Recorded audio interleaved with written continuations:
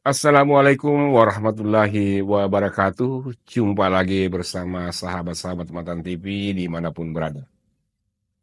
Kita sering mendengar tokoh agama mengatakan, teruslah belajar sehingga kita akan semakin dekat dengan kebenaran.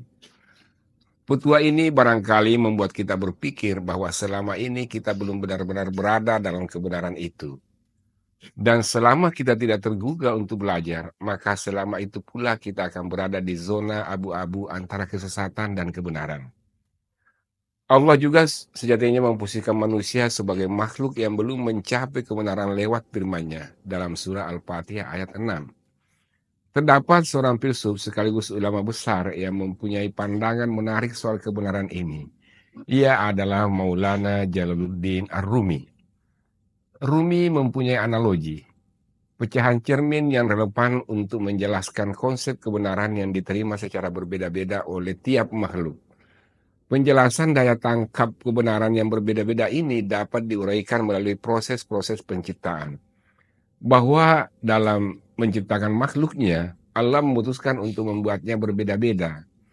Tidak ada yang sama persis, dan semuanya mempunyai karakternya masing-masing.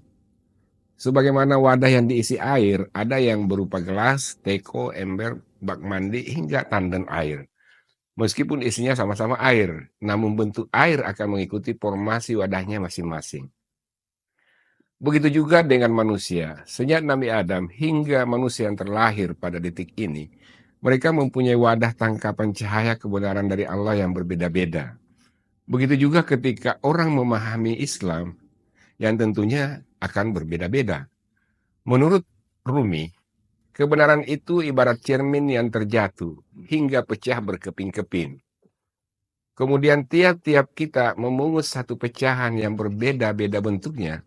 Tentunya setiap pecahan cermin itu merefleksikan satu kebenaran yang sama.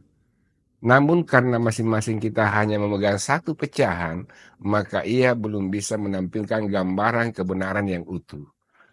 Upaya yang tepat untuk mendapatkan gambaran yang utuh adalah kita harus mengumpulkan atau meminjam pecahan cermin yang kita temukan masing-masing dan kemudian menggabungkannya.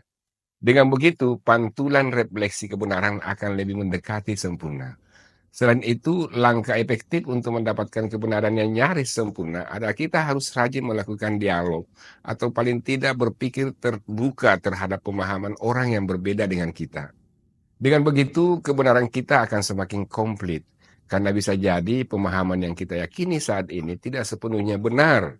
Sebaliknya, pemahaman orang yang berbeda dengan kita bisa jadi tidak sepenuhnya salah. Konsep itu melahirkan pertanyaan baru. Artinya, apakah dalam salafisme, wahabisme ada kebenaran? Atau bahkan di dalam ISIS ada kebenaran? Tetapi sebetulnya pertanyaan tersebut mempunyai perspektif yang kurang pas. Pertanyaan yang lebih tepat adalah mengapa ada fenomena Wahabi dan ISIS dalam dunia Islam? Jika merujuk pada analogi Rumi, maka keduanya sedang memegang satu potongan cermin. Masalahnya, mereka langsung mengklaim bahwa potongan cermin itu adalah refleksi kebenaran yang utuh dan mutlak tanpa mencoba untuk merangkainya dengan potongan-potongan cermin yang lain. Kelompok konservatif misalnya itu sudah merasa paling benar sendiri melalui secuil potongan kebenaran dengan mengabaikan potongan-potongan lainnya. Menurut Charles Kimball, seorang guru besar studi agama Universitas Oklahoma, fenomena itu masuk ke dalam salah satu gejala when religion becomes evil, atau ketika agama menjadi petaka. Klaim kebenaran mutlak menurut Kimball berarti menafikan sama sekali kemungkinan kebenaran yang ada pada pihak lain. Ketika ini terjadi, maka pada saat itulah agama telah menjelma menjadi bencana. Kimball mendeteksi bahwa ragam kekerasan atas nama agama yang terjadi selama ini kerap bermula dari adanya klaim kebenaran seperti itu. Disinilah kita perlu merenungkan nasihat Ibnu Arabi, bahwa apabila terdapat 1 juta manusia yang berusaha memahami Islam, maka akan ada 1 juta potensi kebenaran pula. Dengan catatan orang tersebut tidak mengikuti hawa nafsunya. Artinya tidak boleh ada satupun manusia yang berhak memonopoli kebenaran. Tidak ada satupun manusia yang diperkenankan memaksakan pihak lain untuk bercermin melalui cerminnya sendiri. Di penghujung tahun 2024 ini, Refleksi kita adalah untuk terus belajar, agar semakin dekat dengan kebenaran yang hakiki menjadi masuk akal.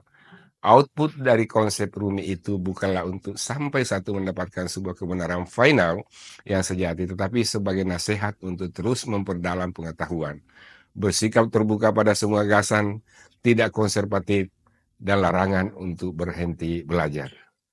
Demikian, semoga bermanfaat bagi kita semua, terutama kepada masyarakat, bangsa, dan negeri yang kita cintai. Wassalamualaikum warahmatullahi wabarakatuh.